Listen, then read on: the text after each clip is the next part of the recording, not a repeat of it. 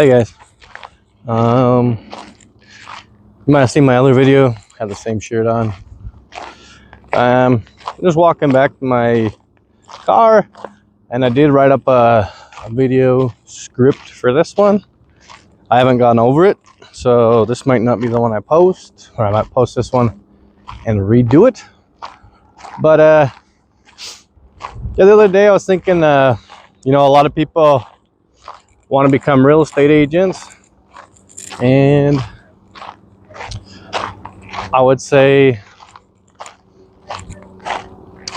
yeah, I figured I'll give you kind of the real scoop of what it's like to be a real estate agent. Everyone's going to have a different experience, different opinion. Yeah, I mean, don't get offended by this and take it for what it is. If you are looking to join as a real estate agent here locally in Utah or anywhere in the United States, I'm with EXP currently. I'd love to have you as part of my downline. EXP is a very good brokerage. Every brokerage is going to have something that you might like or hate, but I think EXP is very competitive. I think it's in the top, honestly, I think top 5 brokerage that you guys should actually consider.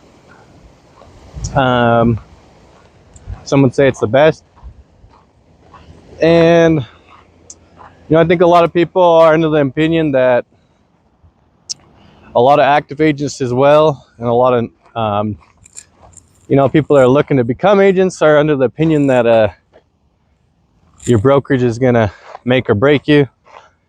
I don't think that's the case. I think it really depends what you're looking for, and honestly, I think it's the biggest factor for a brokerage I think you should choose is what works for you. I think the biggest thing is becoming a real estate agent. A lot of people do it for the potential financial gain and the liberty of schedule.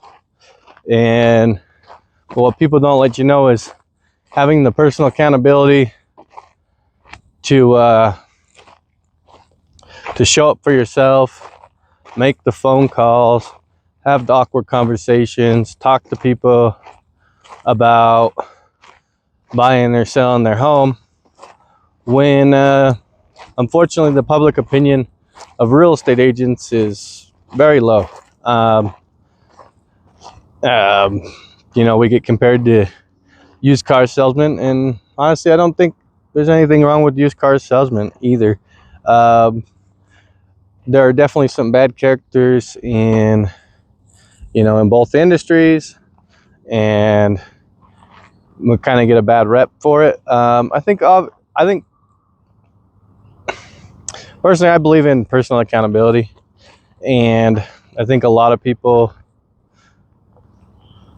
I don't know, just from as far as that goes, I think people don't realize that the way some of the bad apples are in the car and real estate industry and other industries that are kind of seen as like the,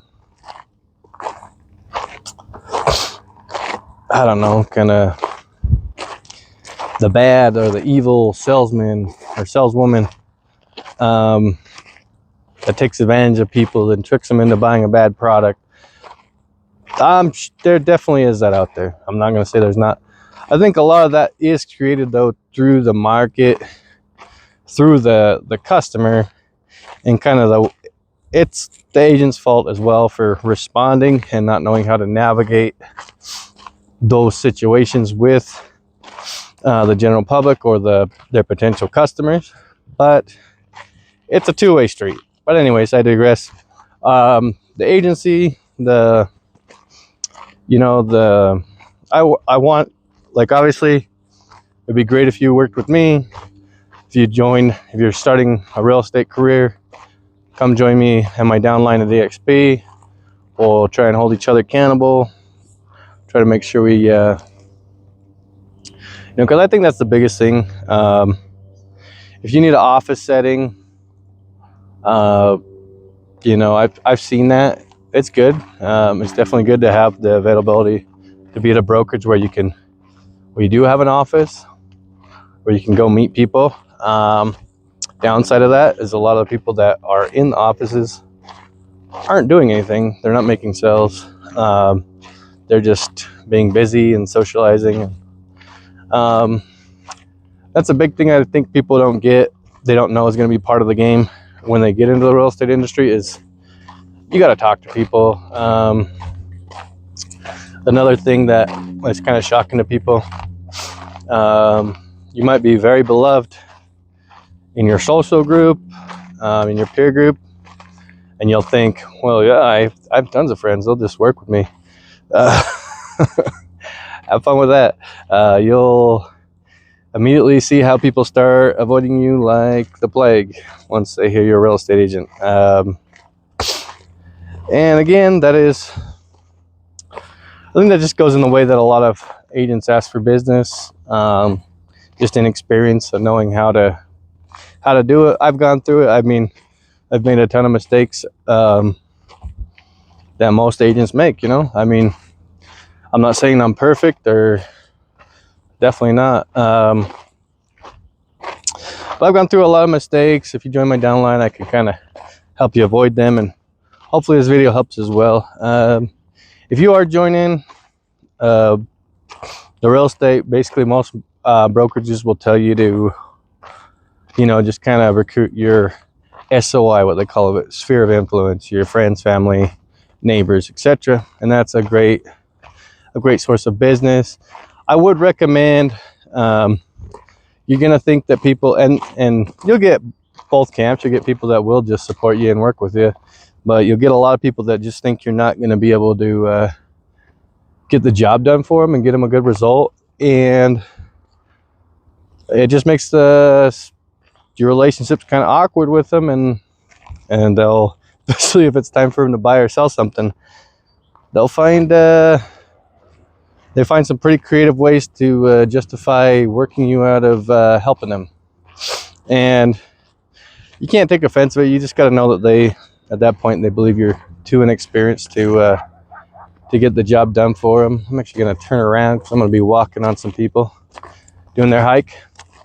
But yeah, they're just going to think you're not going to have the experience to get the job done for them. So what I would suggest as a new agent, when you tell your family and friends, is, hey, if you already have someone that you do work with, I'd love to pair up with them. That way I can get, you know, if you don't trust me to get the job done for you, which I let them know you can do it, which you can, because you will have support from your brokerage, people that can walk you through. If you join my downline, I can walk you through the process, what to do, what not to do, through my personal good and bad experiences. But yeah, just let them know that, hey, you know, I can work with your guy or lady that you already have, that you already trust, and you can get part of the deal, or you can even just be a referral for them. You know, they might allow you to do that, and you know, they might allow you to sign them up to send your business to their agent as a referral.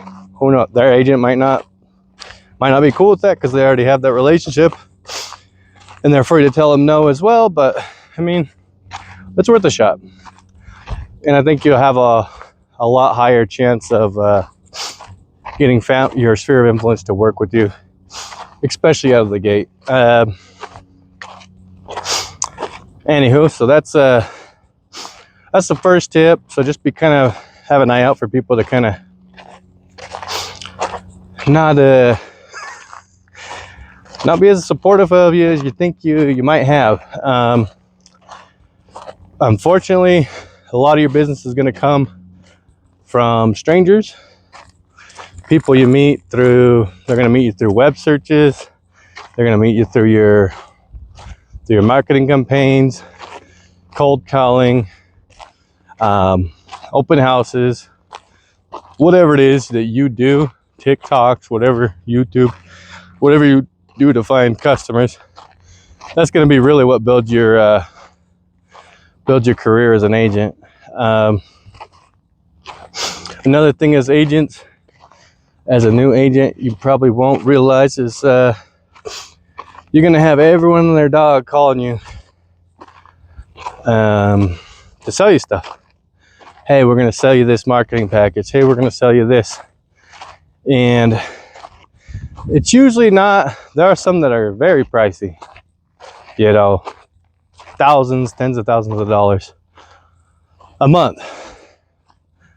And then there's other marketing campaigns, 40 bucks a month, 80 bucks a month. But most of them will require, you know, a substantial time commitment. A lot of them will ask for time up front. There's paid leads. Leads basically where you'll pay, you know, some of these big search websites a lot of money to bring you leads, and from what I've heard, they're not always the best. But you can pay more and more, and so they should get better. But from my experience and what I've heard from other agents, they're usually not the best. They're subscription based, where you'll pay a monthly fee and they'll get you however many leads. Or there's back end, where you usually cut them 35% referral fee when you close, but you don't have that upfront offset of money to get the deal. Another thing with becoming a real estate agent, it's relatively inexpensive to get into, which is nice. You know, I like the fact that it's easy to get into. It's obviously not easy, otherwise there'd be tons of agents. Another thing you want to know is that the about 90% of real estate agents quit. The new real estate agents quit within a year, and I think it gets higher after the 2-year mark. I started in 2019. I think I've made it past most of the bad statistics as far as getting out of the business. But yeah, I mean, it's definitely a good career. You gotta get after it. You gotta get to the point where you get enough business to where your referrals can carry you through and keep your business going. And if you ever want to grow your business as an agent, say you're stuck at 10 deals a year and you want to get to 20, you got to start making more calls. You got to start doing more marketing. You got to start doing more videos. You got to do more action. That's it. And it's not like another job, like a W-2 job, where you have someone barking at you if you're not hitting your numbers, unless you're on a team. If you really need that structured environment or accountability, I suggest getting on a team or getting on someone's downline, like with me with EXP, and just have someone that'll call you and hold you to your goals. Because if you don't have that, it's not like the W-2 world where you have people saying, hey, you have to be here by 5. You have to do this by this time. You have X amount of output you need to get done. So just have that in mind. And it is cheap to get into, like I was saying, but you'll get bled dry money-wise. It's $40 here, $50 here. It's your dues. It's your MLS website fees. It's your brokerage fees. It's you're going to have a phone dialing service to make phone calls. $100 there. It quickly adds up, and the more vehicles that you add on to your advertising and marketing, the more it adds up. And like I was saying before, you can do monthly subscriptions for leads. Usually, I say the downside on those usually is they'll ask for a huge, like 6 or a full year commitment for them. I feel like when they do that, it kind of shows they don't stand behind their leads, or they think you won't call the leads that they send you and that you'll unsubscribe. So they want to secure at least 6 months or whatever it is with that company. The leads where they charge you on the back end, you know, where they take a percentage on the back end, I think those I think they're a little more solid because they believe in them more, obviously, because they're willing to wait for you to actually they're willing for you to actually close and make the deal. I mean, but everything has its advantages and disadvantages. I mean, yeah, just look what makes sense for you, what kind of structure is going to work for you. Some people kind of need they need a team might be the best for some of you, where you get, you'll get on a team where they provide you leads, they provide everything in like kind of like I'm not going to say cookie cutter setup, but they'll basically they have everything set up for you. They take a certain amount on the back end. Some will even have like a flat fee, so if you're worried about having, some will even pay you, they'll charge more out of your percentage, but they'll give you, oh well, we'll give you this much a week or a month. But then knowing that with that kind of setup, they're gonna want results, which is fine, but it's just kind of know what you're getting into, know yourself, know what's gonna make sense for you, and what's gonna get you the best results for your career, because it's gonna be you that's stuck with all your payments, all your bills. It's not up to anyone else or their opinion.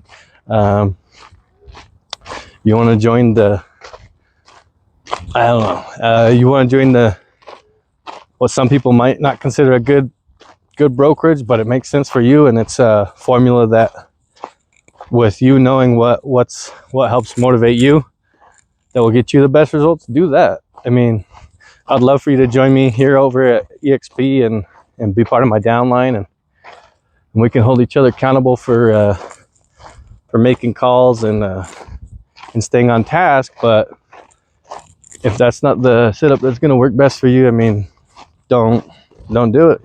Hold up just a second. Sorry. Just let this guy walk by. But anyways, I mean, look at those you people. I mean, can't beat that, right? We just had some families walking by and someone getting their exercise in. I don't want to throw people on camera that don't want to be on it, so sorry for the interruptions. Kind of the reason for the nice scenic hikes, but yeah, as far as getting into the industry, I would just say your brokerage does matter and it doesn't matter. It doesn't matter because you can be successful in pretty much any brokerage. You'll hear a lot of brokerages talking trash on each other. I mean, it's just competitive spirit. I mean, it's to be expected. But honestly, a lot of them are pretty maxed out as far as online presence, their marketing. They each have their distinct marketing advantages and disadvantages, things that they leverage. But I mean, all in all, I think they're all pretty good. Honestly, it's just going to depend on what you think will be the best for you.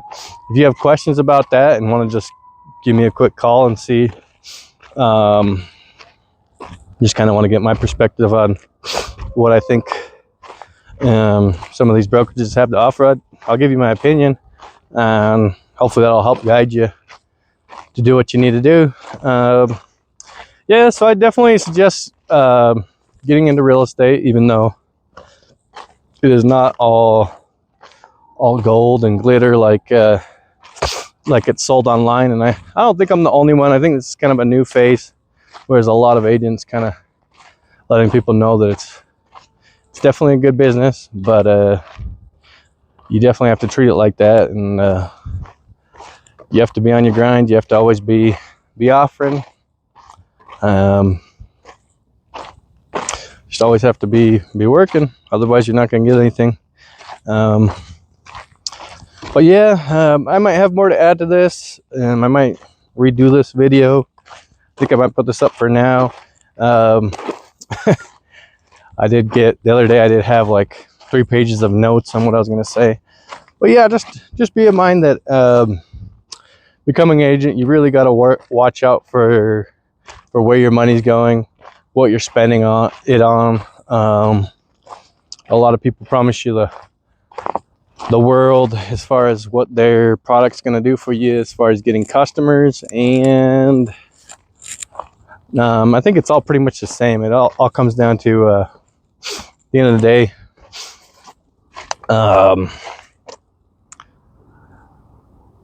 actively talking with people, whether that's through phone calls, one-on-one conversations, and everything works in real estate, but you got to do it enough and good enough to make it work. There are agents that make millions or hundreds of thousands doing open houses. There's agents that make a ton of money doing cold calls. There's agents that'll do TikToks and make money. There's agents that very successfully use YouTube to get agents to get clients. Just kind of depends on what you're comfortable doing. I mean, obviously I'm just starting this YouTube thing.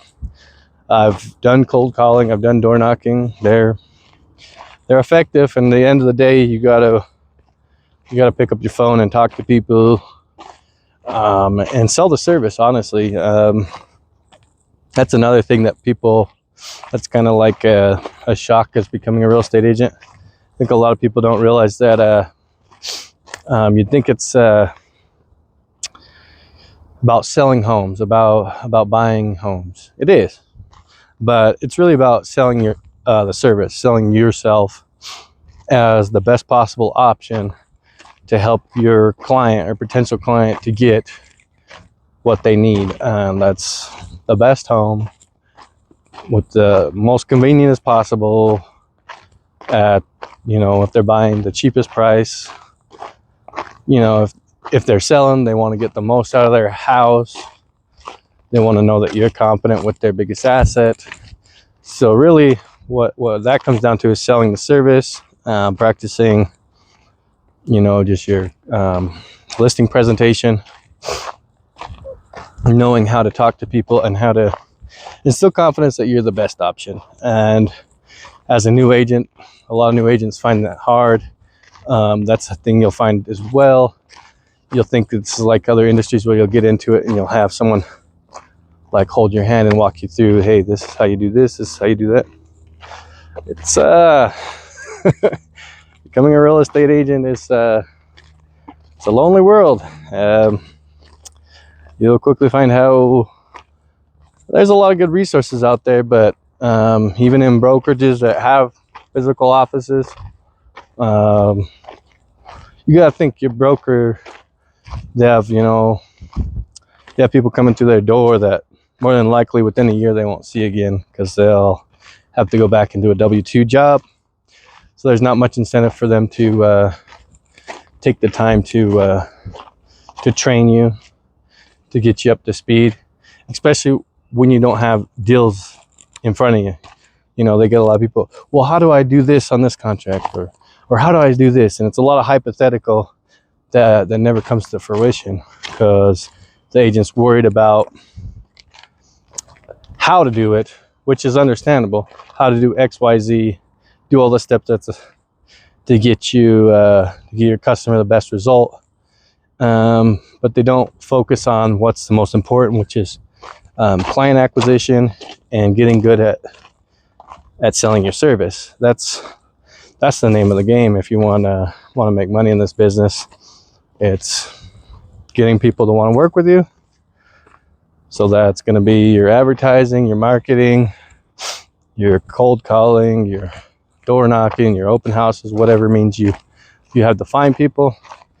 And then the second part is going to be you getting in front of them and actually being able to sell yourself as the best service provider for them. The back end stuff, once you have a deal as a new agent, focus on getting deals. Then your brokerage, even if they aren't a team setup, they'll definitely start actively helping you a lot more. There definitely is that support once you do have someone with a signed contract, as far as, hey, what do I need to do?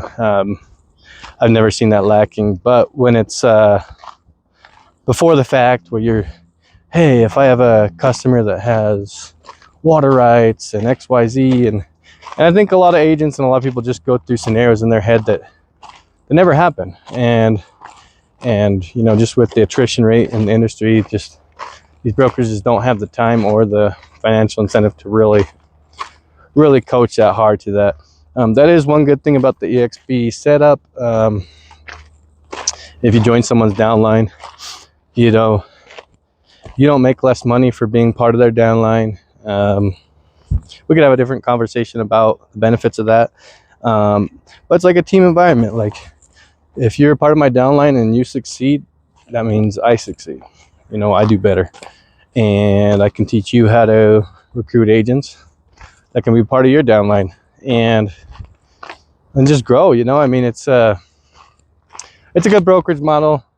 Obviously, for a new agent, the team, you know, just the way EXP is set up, it kind of is a team setup where you do have a lot of people, even if they're not that part of your downline. I've seen a lot of cooperation. There's a lot of ways to reach out. Your broker, whatever state you work in, I've always found them pretty easy to get a hold of. So there's definitely still support, or we're like a virtual brokerage. But I mean, there's also definitely benefits to becoming part of a team. If you need that team structure where you need someone saying, hey, you need to make X amount of calls a day, maybe and you need that, you know, just very W2 like structure to get you started. I mean, go right ahead. I mean, I could definitely even point you to the best ones in the area, you know, and I would love to do that for you. But anyways, like I say, I'm going to put my phone number in the description of this video. It's 801-644-2210. I think I've gone over a lot of what it's like being an agent. I do have more notes. I might do a second part to this, or like I said, I might redo the video. Take care, guys, whatever you end up deciding. If you do want to become an agent, that'd be great. If you don't, maybe this video has just helped you decide not to. That's great. Maybe I saved you a lot of lost time and headache. You know, it might not. Maybe go sell insurance. Maybe go sell cars. Maybe just sit in your W2 job and have some incompetent bozo telling you what to do all the time and having your wages pretty much stagnant. I mean, there's benefits to both. I mean, a lot of people are just set up for the W2 lifestyle where just show up, you know, you can kind of just go through the motions and get a paycheck. I mean, I did it for a long time too, so I understand. Anyways, I'm going to give you a little view here. I'm going to be done recording here, go hit up some yard sales. It's Saturday. It's a nice, beautiful day. A little hot, probably like 90 something degrees. Appreciate you guys. Please comment. If you want to subscribe, great. But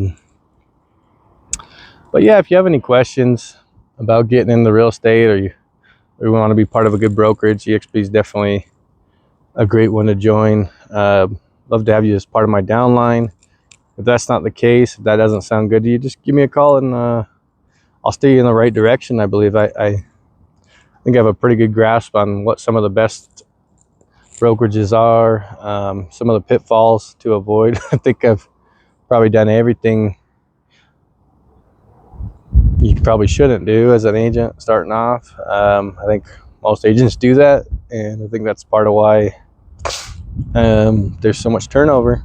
There's so many people quit.